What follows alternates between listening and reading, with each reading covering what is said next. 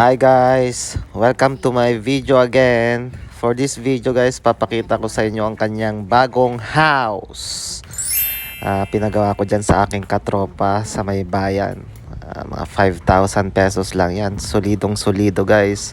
Yan stainless. Ang gandang pagkakagawa. Special daw yan kasi special request. Special child din daw kasi ako. Ang kagandahan pa nito guys, may libre na siyang kainan na stainless, tsaka may lagayan ng tubig. Yan guys, so pinapakain ko nga pala si Pablo guys. Napakatakaw niyan, grabe. Kala mo pagka kumakain yan, kala mo may kaagaw lagi.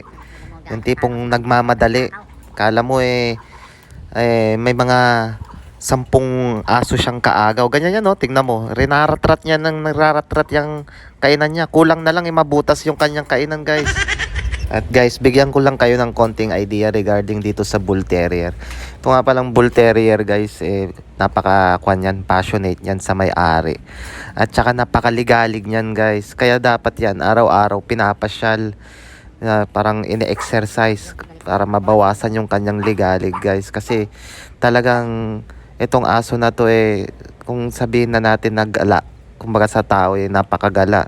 Tapos ito, napakalambing yan sa amo guys. Parang talagang kung gusto mong aso na magliligtas talaga sa'yo sa parang patayan pangpatayan to. Kaya nga pangalan nito Pablo Parang drug lord lang Yan yung isa na nagustuhan ko sa aso na to guys. Tsaka pwede to pang laro rin sa mga bata.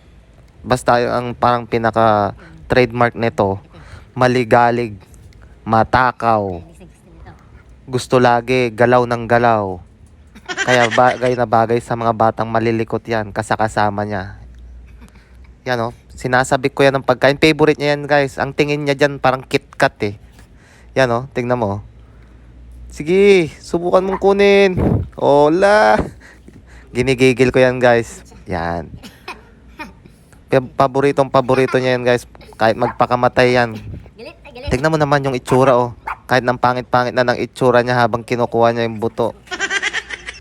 Yan. Bibigay ko na yung price mo. Ano? Sarap? Sige. Yun lang guys. Follow nyo naman ako. Subscribe. Tsaka pa-like na lang din para makabuo tayo ng